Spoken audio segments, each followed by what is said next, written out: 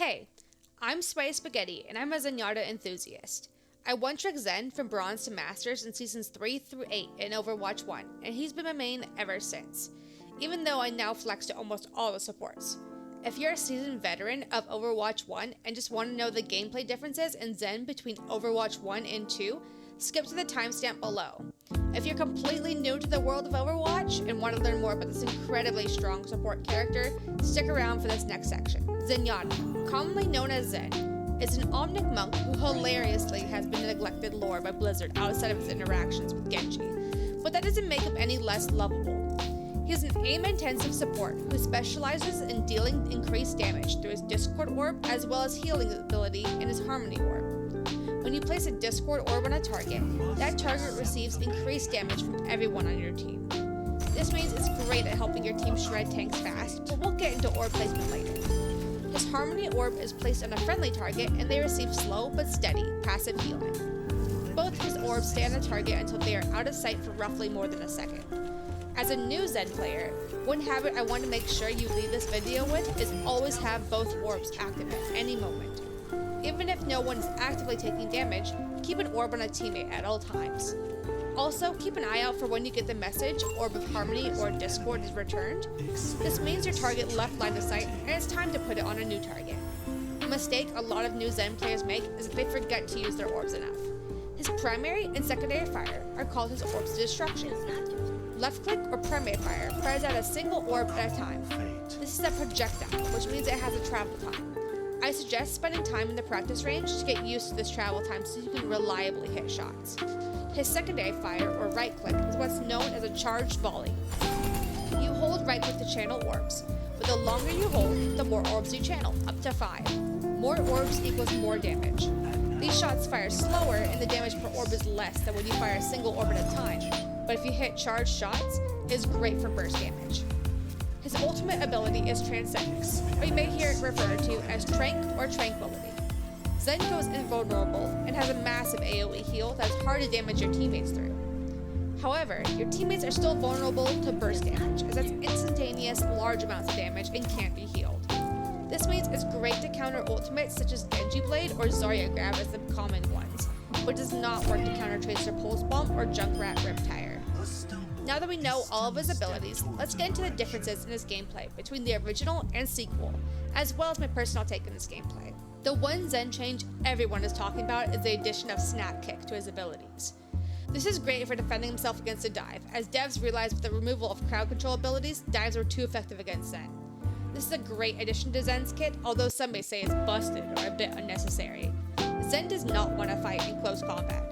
His orbs do not have damage fall off, so he'd much rather shoot you from far away and stay safe than up close and personal.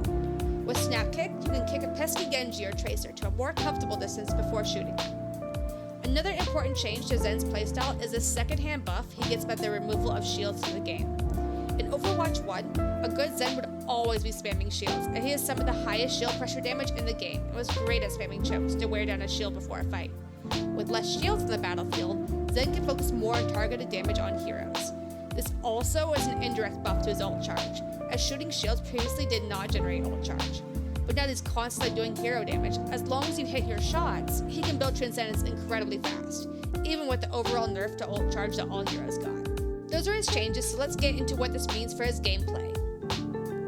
As I said, I've mained Zen for many years, so his primary and secondary fire are pretty much muscle memory to me. To get the most out of Zen, as I will describe, work on hitting your shots consistently. Sorry, but this means aim training. Once you get the hang of hitting shots, the most important part of Zen, in my opinion, that constantly gets neglected is orb management. Many players do not utilize his orbs to their full capabilities. They frequently forget to replace an orb after it falls off or follow hard and fast rules about Discord should always be applied to tanks and Harmony should always be applied to flankers or flyers on your team. While those are nice rules to follow, my Zen gameplay style is about high APM and switching around orbs a lot. As mentioned previously, Discord Orb is great at shredding tanks, but that doesn't mean it should only be left on tanks. Discord Orb is also great at quickly punishing anyone who's out of position. As an enemy support caught out in the open and there's no immediate cover for them, quickly discord them and have your team focus them for an impactful kill that can easily win a team fight. I also use Discord to help defend myself from a dive. Enemies are a lot less likely to take a fight against you and dive you if they're discorded. One way I like to frame this is that I don't want any of the enemies to feel safe while playing against me. It's great to focus a tank when possible, but punishing hubris or errors is a great way to get value on Zen. Another important part to my Zen gameplay is shot calling. This takes a lot of practice and confidence. While the new ping system makes this a lot easier to do if you're not a fan of using voice chat, shot calling your Discord orbs is a crucial part to getting max value on them and having your team capitalize on that extra damage. A lot of players also play a very safe Zen playstyle where they play extremely far back from their team, because Zen does have that option because of his lack of damage fall off. With flankers being extremely oppressive now with a lack of CC, I personally don't recommend it, because if you get caught alone, you're probably instantly dead. Try and stick around your other support when possible.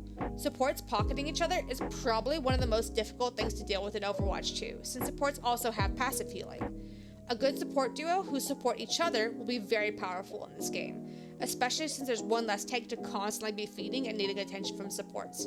Less time spent pocketing tanks means more attention can go to keeping each other up. Overall, Zen is an extremely powerful support in Overwatch 2. His effectiveness is capped only by your ability to hit shots. He's also a great support to carry on, so if you're looking to climb while solo, he's a great option to learn. Thanks for watching the video, and don't forget to like, comment, and subscribe for more Overwatch 2 support content. I also stream every day on Twitch, so if you want to see the Zen gameplay in action, come check it out.